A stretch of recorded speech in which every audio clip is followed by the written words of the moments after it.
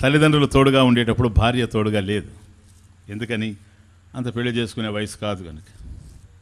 మరి ఇప్పుడు భార్య వచ్చిన తర్వాత, బిడ్డలు కలిగిన తర్వాత, సంసారం విస్తరించిన తర్వాత, దీనికంతటికీ కారణమైనటువంటి వాళ్ళు, కారణభూతులు నా తల్లిదండ్రులు కదా, ఏరి వాళ్ళు అనుకుంటే ప్రశ్నార్థకం. వాళ్ళు ఉండరు, వీళ్ళు తోడుంటారు.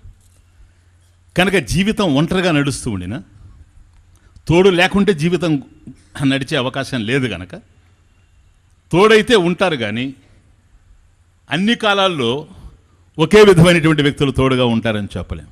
మారుతూ ఉంటారు. దేశ కాలాదులను బట్టి మన జీవితంలోనే చాలా మార్పులను మనం చూస్తూ ఉంటాం. కాబట్టి అందరూ ఎప్పుడూ మనకు తోడుగా లేకపోవచ్చు, కానీ దుఃఖం మాత్రం మనకి ఎప్పుడు తోడుగా ఉంటుంది. పుట్టినప్పటి నుంచి చచ్చేంత వరకు ఎప్పుడు తోడుగా ఉండేటువంటి ఒకానొక విషయం దుఃఖం.